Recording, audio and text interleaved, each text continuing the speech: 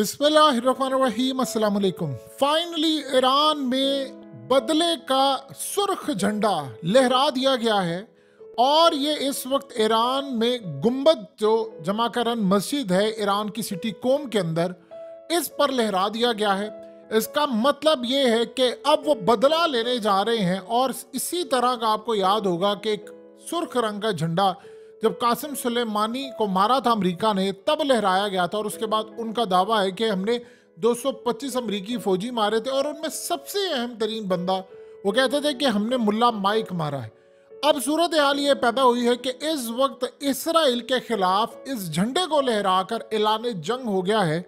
Iran की जानिब से। देखिए, हुआ ये है कि बहुत सारे लोग बहुत ज़्यादा शदीद अपसेट है, दुखी है और इवन के आज जुम्मे की नमाज के बाद वहां पर लोग इकट्ठे हुए थे और इब्राहिम रईसानी ने उनको एक तरफ दफनाया जा रहा था और दूसरी तरफ वो खिताब कर रहे थे और लोग शदीद गुस्से में थे और वो डिमांड कर रहे थे अपनी हुकूमत से कि बदला चाहिए और सिर्फ बदला चाहिए,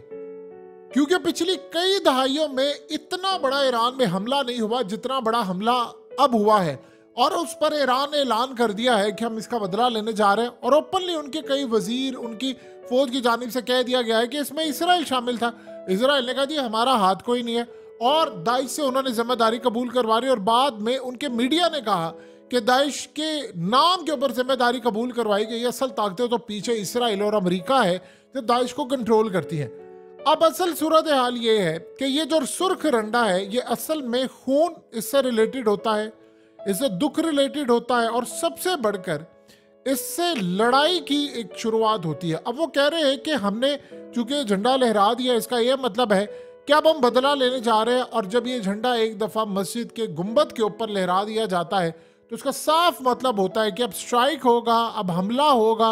अब हर तरह की सूरत हाल सामने आएगी और गालिबन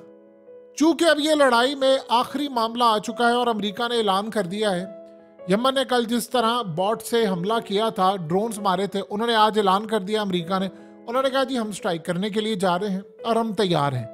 अब उस तैयारी के अंदर जाहिर सी बात है उन्होंने टारगेट करना है यमन को और यही वो लम्हा होगा जब ईरान ने अमेरिका से बदला लेना है। उन्होंने चूंकि ऐलान किया, ये सुर्ख झंडा लहराते हुए उन्होंने कहा है कि खाली इसके पीछे इसराइल नहीं है, उन्होंने अमेरिका और इसराइल दोनों का नाम लिया। तो सबसे पहले तो वो निपटेंगे यहाँ से अमेरिका से और अमेरिका के ऊपर इस वक्त जो हमले वो करवाएंगे, यानी उन्होंने यमन से प्रैक्टिस करवाना शुरू कर दी है कि आपने किस तरह, यानी एक सैंपल से वो बनाते हैं मॉक का और वो सैंपल होता है जहाज़ का, आप डुप्लीकेट बनाते हैं और उस पर आप हमले की तैयारी करवाते हैं। तो हमले की तैयारी उन्होंने करनी शुरू कर दी। उन्होंने कहा दी हम इस पर हमला करने जा रहे हैं, हर सूरत करेंगे जिसकी कोई इंतहा नहीं होगी और आप अंदाज़ा नहीं लगा सकेंगे कि हम अमेरिका का क्या नुकसान करेंगे। एक तरफ तो उन्होंने यमन को पूरा तैयार कर दिया है कि असल में ये जो अब हमला होगा अमेरिका या बाकी ताकतों पर, ईरान उसको अपने मीडिया में और हर जगह पर अपने जो तजिया निगार उनके थ्रू कह देगा कि हमने हमला किया। वो कह रहे हैं कि हमने बड़ा ज़बरदस्त, यानी ये यमन नहीं हमला करेगा, बेसिकली हमला होगा ईरान का, आगे रखा जाएगा यमन को। जिस तरह ईरान कह रहा है कि हमला इसराइल और अमेरिका ने करवाया, आगे उन्होंने रखा हुआ था दाइश को और हमला करवा कर उनको कह दिया कि तुम जिम्मेदारी कबूल कर लो। इसी तरह उन्होंने प्लान किया है कि यमन से हमला करवाएंगे, सारी उनकी फोर्स होगी, एक एक चीज़ उनको हम देंगे, उनको सहूलत देंगे, मिसाइल देंगे, हथियार देंगे, तमाम स्पीडी बोट्स देंगे कि जाओ चढ़ दौड़ो अमेरिका के ऊपर और उसके कोई एयरक्राफ्ट कैरियर बचा है या उसके डिस्ट्रॉयर है, जो भी है उसको तबाह कर दो। एक तरफ तो वो ये काम करने जा रहे हैं, दूसरी तरफ जब ये मामला होगा तो फिर वो यमन को कहेंगे कि जितने ममालिक कूदेंगे इन सब के ऊपर तुमने हमला कर रहे हैं, इनके शिप्स किसी को नहीं पार करने देना हमने, यानी हर तरफ हमने इनके शिप्स को रोकना है और हमने इन शिप्स को किसी सूरत आगे नहीं जाने देना। उन्होंने कहा कि ये फाइनल हमारा मामला है। इसके बाद इंटरेस्टिंग मामला ये हुआ है कि इस वक्त इन्होंने हिजबुल्लाह को भी कह दिया है कि आप भी बदले की तैयारी करें और इसके साथ हमास को हर तरह के, देखिए जो हमास की सुरंगें हैं वो अब गालिबन अमेरिका का और इजराइल का ख्याल है कि वो आगे लिबनान तक जाती हैं, तो वो कोशिश कर रहे होंगे कि हम कोई ऐसी चीज़ उनको हथियार और चीज़ें दें जिससे वो हमला करे इसराइल पर। यानी इसराइल पर हमला दो तरीके से बेहतर अंदाज में वो कर सकते हैं, एक तो वो हिजबुल्लाह के थ्रू करेंगे, एक वो करेंगे हमास के थ्रू और सबसे बढ़कर फिर वो अमेरिका पर जो हमला करना चाह रहे हैं वो हमला वो यमन के थ्रू करवाएंगे। तो अब उन्होंने फैसला किया है कि हमले कर रहा है, और इसमें चाइना और खास तौर पर याद रखिएगा रशिया इनकी बैक पर खड़ा हुआ है। अब इसराइल को ये बात पता चल गई है कि इस हमले के बाद इन्होंने हम पर बुरी तरह टूट पड़ना है। आज इसराइल के जो बहुत सारे हिब्रू न्यूज़पेपर्स हैं उन्होंने कहा है कि जो हमारी नॉर्दर्न कम्युनिटीज़ हैं वो बुरी तरह तबाह हो रही हैं। बहुत सारे लोग होटल्स भी छोड़कर चले गए हैं जो यहाँ पर कई कई महीने से रह रहे थे, यानी जो खास तौर पर बॉर्डर की साइड और ये वो चीज़ें, अब उनको पता चल गया है कि वो ये इन्होंने हमला करना है तो वो छोड़कर चले गए। दूसरा वो कह रहे हैं कि हमारे लिए अब सबसे ज़्यादा अजाब जिस बात का बना हुआ है कि अब ईरान पर यानी जो हमला किया है, इन्होंने असल में काम क्या किया था कि इन्होंने एक ही टाइम के ऊपर 3-3 हमले कर दिए हैं। यानी आप ये देखिए कि बैरूत के अंदर जाकर इन्होंने हमास का साबिक लीडर मार दिया, दूसरी तरफ ईरान के अंदर हमला हो गया, और तीसरी तरफ इन्होंने यमन पर हमला करवा दिया। 3 हमले एक टाइम पर करवा दिए। अमेरिका के थ्रू एक करवाया, बाकी अपनी प्रॉक्सीज के थ्रू करवाया एक, और एक इन्होंने खुद किया। अब उस सूरत हाल के अंदर हो ये रहा है कि इसराइल में जब ये सारी चीजें आई हैं तो एक हफ्ते के अंदर आज तक बेइंतहा लोग जो हैं वो इसराइल छोड़कर चले गए हैं। उनको पता चल गया है कि अब ये यहाँ पर बड़ी जंग होने वाली है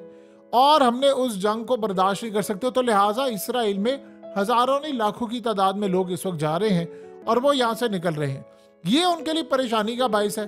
अब वो कह रहे हैं कि सबसे बड़ा मसला हमारे लिए पैदा हुआ है कि इन्वेस्टर भी यहाँ से जा रहा है और उन्होंने वाइंड अप करना शुरू कर दिया अपना बिजनेस। सबसे ज्यादा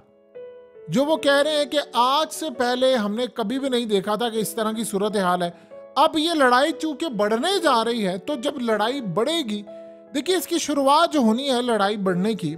ईरान ने फैसला ये किया है कि हमने एक तरफ तो ये हमला करना, लेकिन इसके साथ एक स्पेसिफिक काम करना है कि इसराइल के किसी की लीडर को मारना है। यानी कोई एक बड़ा ऐसा हो जिसको बाद में हम कह सके कि हमने बदला लिया है। और इस मकसद के लिए पहली दफा ये हुआ है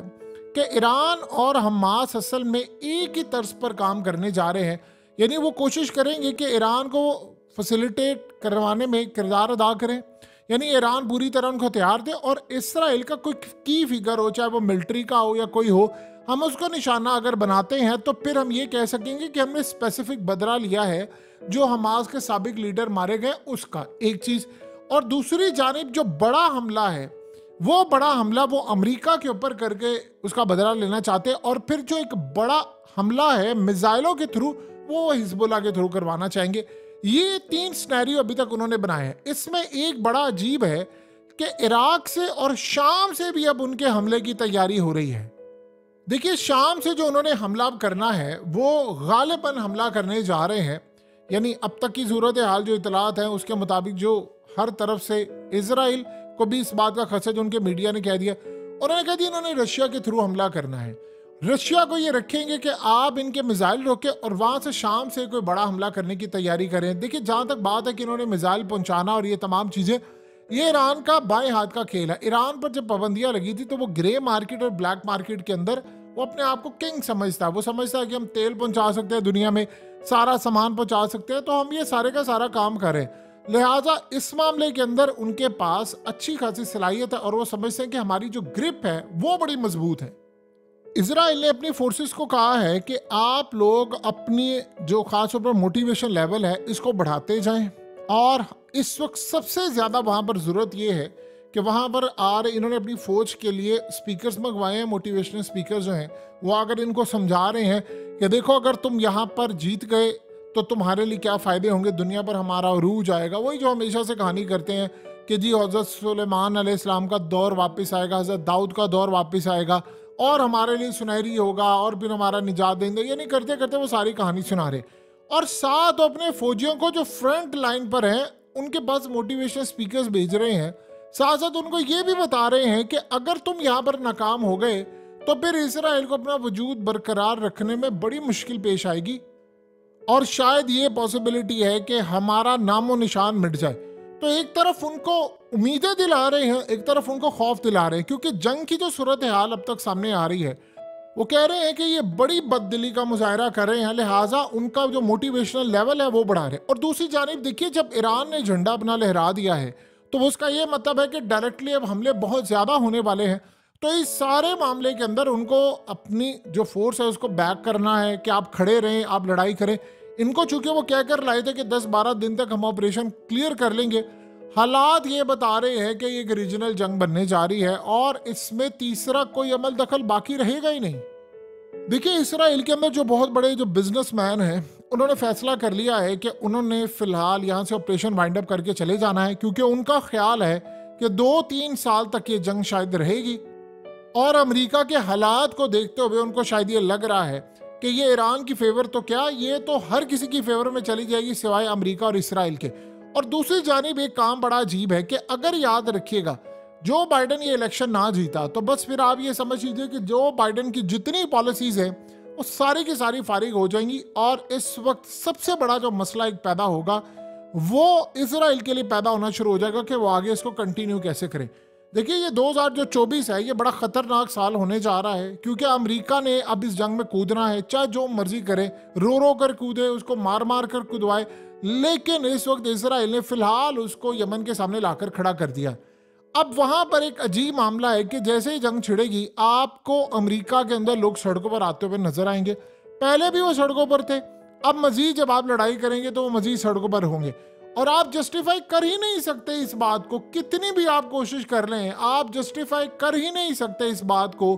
कि इसराइल इस जंग के अंदर किसी भी तरह से मासूम है या उसके साथ कोई जुल्म हुआ या फलाना हुआ है, क्योंकि उन्होंने 22 से 24 हजार बंदा मार दिया। अब हुआ यह है कि जो खास तौर पर इंटरनेशनल कोर्ट ऑफ जस्टिस के अंदर ये पिटीशन लगी है, उसको अब ऑफिशियली बड़ी बड़ी कंट्रीज ने बैक करना शुरू कर दिया और सारे अपनी मदद दे रहे हैं, लॉयर्स और ये तमाम चीजें।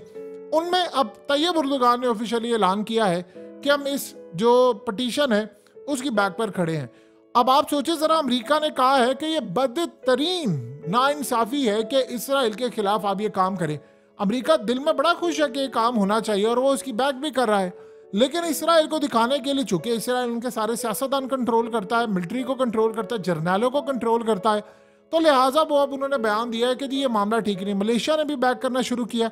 अब करते करते बाकी मुस्लिम कंट्रीज भी बैक कर रही हैं। यहाँ ये सूरत हाल देखने वाली है कि कौन से मुनाफिक ममालिक हैं जिन्होंने अभी तक इसको बैक नहीं किया। साउथ अफ्रीका ने इसकी शुरुआत की है, लेकिन बैक कौन करेगा? अब जजेस के सामने जब ये सारे का सारा मामला जाएगा तो गालिबन फैसला यही होगा कि इसराइल ने जुल्म किया है और इसराइल के खिलाफ बहुत बड़े इकदाम, और स्पेशली नेतन्याहू के खिलाफ। अब एक तरफ जब ये मामला होगा तो ये भी असल में ईरान की पोजीशन को बहुत ज़्यादा मजबूत करेगा, क्योंकि एक तरफ इसराइल के ऊपर प्रेशर है। देखिए, करते करते हम शायद बड़ी खतरनाक सिचुएशन की तरफ जा रहे हैं, क्योंकि सिनेरियो जो बनता ये जा रहा है कि ईरान ने 4-5 जगहों से इन पर हमला करना है, डायरेक्ट अभी तक नहीं। डायरेक्ट जिस दिन हमला किया ईरान ने, तो वो तो आप ये समझ लीजिए कि बस फिर यानी अब क्या कहा जा सकता है उसमें, वो ऐसी जंग होगी कि जिसमें हर सूरत न्यूक्लियर चलने ही चलने हैं। लेकिन आप अगर गौर करेंगे तो न्यूक्लियर की जो पोजीशन है वो जंगों की वो बनती जा रही है, चाहे वो नॉर्थ कोरिया वाला मामला हो, वो भी कितना ज़्यादा सुलझ गया है, या फिर ईरान वाला मामला हो जिसमें इसराइल ने भी कहा है न्यूक्लियर इस्तेमाल करने का, या फिर रूस वाला मामला हो जिसमें उसने भी कह दिया है कि जी हमने भी न्यूक्लियर इस्तेमाल कर लेंगे यूरोप के खिलाफ अगर ये बाज ना आए। उधर इसराइल की इंटेलिजेंस एजेंसी ने एक रिपोर्ट तैयार की है और वो रिपोर्ट उन्होंने अपनी मिलिट्री को दे दी है।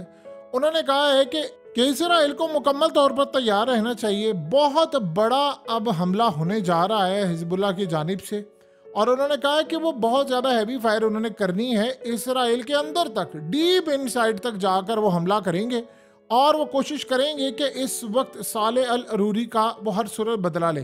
तो लिहाजा इस वक्त जो मामला चल रहा है, उनकी अपनी इंटेलिजेंस एजेंसियों ने वार्न कर दिया है और हिजबुल्लाह से जो उन्होंने बदला दिलवाना है वो असल में ईरान उसकी बैक पर खड़ा होगा। ईरान के पास मजीद ऑप्शन ये होती हैं कि जब ये जंग बढ़ती है तो अपने फतेह मिसाइल को इस्तेमाल करेंगे, और जो सबसे बढ़कर बात यह है कि ईरान से जो शॉर्ट रेंज और लॉन्ग रेंज मिसाइल रशिया ने लेने शुरू किए हैं, जो यूक्रेन में वो इस्तेमाल करेंगे, जो शाम के अंदर वो इस्तेमाल करेंगे, वो भी असल में आपको कहीं ना कहीं चलते हुए नजर आएंगे। और लास्ट जो सिनेरियो होगा वो इराक से होगा। अब अमेरिका के ऊपर इस वक्त हमला हुआ है, यानी ड्रोन हमला हुआ है उसकी मिलिट्री बेसिस पर, और वहाँ पर उनके गालिबन कुछ फौजी शायद मारे गए हैं और जख्मी हैं, अभी रिपोर्ट्स आ रही हैं, डेवलपिंग स्टोरी है। तो लिहाजा इस सारे मामले पर अमेरिका की जो पोजीशन है वो बहुत ज़्यादा वीक हो चुकी है और इसके साथ साथ इसराइल ने, जो कि उसे ऐसी एक जंग में धकेल दिया है जहां पर क्लियरली दीवार के ऊपर लिखा हुआ है, यानी रिटन वॉल पर लिखा हुआ है कि आप ये जंग हारने जा रहे हैं। लेकिन इसराइल ये समझता है कि जब हार रहे होंगे तो न्यूक्लियर किस दिन के लिए रखा था। किसी ने नहीं पूछा इसराइल से कि तुम तो न्यूक्लियर का दावा ही नहीं किया, और अगर तुम ये ओपनली ऐलान करते हो तो फिर तो तुम पर पाबंदी लगती है। यहां से आप अंदाजा कर ले कि मुसलमान ममालिक कितने बुज़दिल हो चुके हैं कि किसी ने इतराज तक नहीं उठाया इन पर।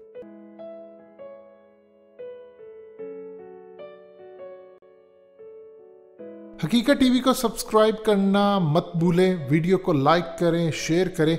और कमेंट सेक्शन में अपनी राय का इजहार जरूर करें।